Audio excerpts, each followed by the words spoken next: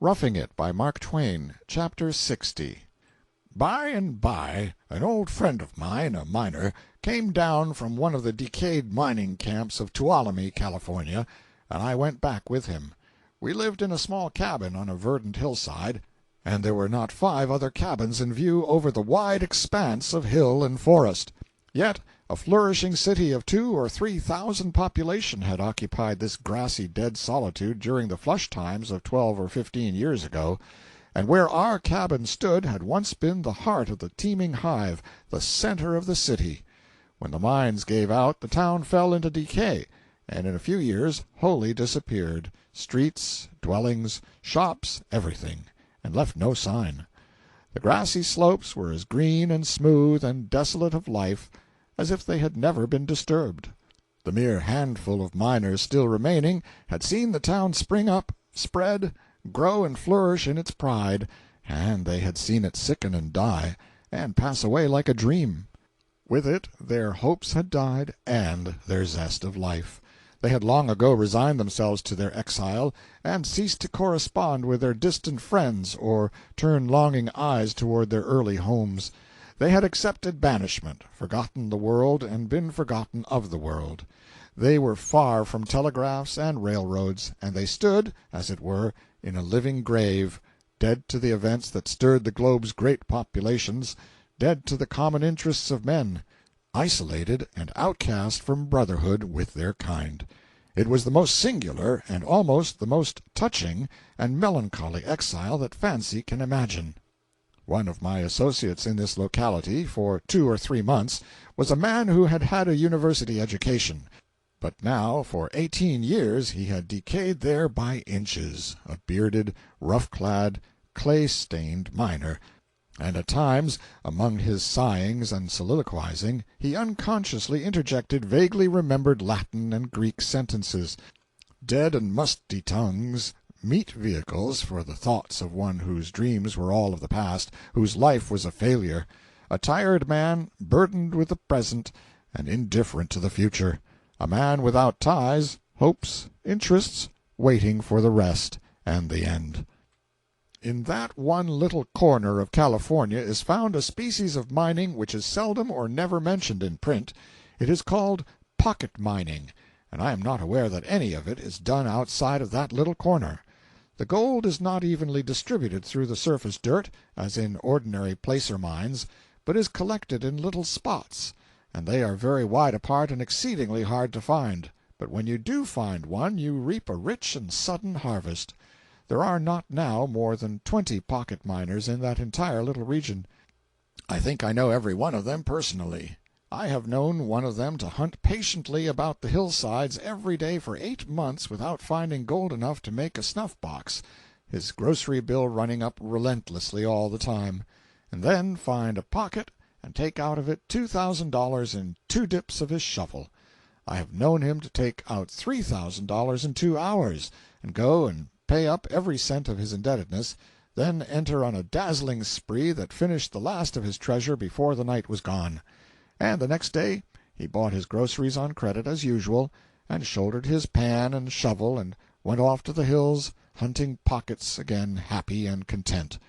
This is the most fascinating of all the different kinds of mining, and furnishes a very handsome percentage of victims to the lunatic asylum. Pocket hunting is an ingenious process. You take a spadeful of earth from the hillside, and put it in a large tin pan, and dissolve and wash it gradually away till nothing is left but a teaspoonful of fine sediment. Whatever gold was in that earth has remained because, being the heaviest, it has sought the bottom. Among the sediments you will find 6 yellow particles no larger than pin-heads. You are delighted. You move off to one side and wash another pan. You find gold again. You move to one side further, and wash a 3rd pan. If you find no gold this time, you are delighted again, because you know you are on the right scent. You lay an imaginary plan, shaped like a fan, with its handle up the hill. For just where the end of the handle is, you argue that the rich deposit lies hidden, whose vagrant grains of gold have escaped and been washed down the hill, spreading farther and farther apart as they wandered, and so you proceed up the hill, washing the earth and narrowing your lines every time the absence of gold in the pan shows that you are outside the spread of the fan, and at last, 20 yards up the hill, your lines have converged to a point. A single foot from that point you cannot find any gold. Your breath comes short and quick. You are feverish with excitement. The dinner bell may ring its clapper off. You pay no attention. Friends may die, weddings transpire, houses burn down. They are nothing to you. You sweat and dig and delve with a frantic interest, and all at once you strike it. Up comes a spadeful of earth and quartz that is all lovely with soiled lumps and leaves and sprays of gold. Sometimes that one spadeful is all, $500, and sometimes the nest contains $10,000, and it takes you 3 or 4 days to get it all out. The pocket miners tell of one nest that yielded $60,000, and 2 men exhausted it in 2 weeks, and then sold the ground for $10,000 to a party who never got $300 out of it afterward. The hogs are good pocket hunters. All the summer they root around the bushes and turn up 1,000 little piles of dirt, and then the miners long for the rains beat upon these little piles and wash them down and expose the gold, possibly right over a pocket. 2 pockets were found in this way by the same man in one day. One had $5,000 in it, and the other $8,000. That man could appreciate it, for he hadn't had a cent for about a year. In Tuolumne lived 2 miners who used to go to the neighboring village in the afternoon and return every night with household supplies. Part of the distance they traversed a trail, and nearly always sat down to rest on a great boulder that lay beside the path.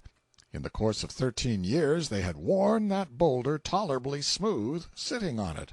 By and by 2 vagrant Mexicans came along and occupied the seat.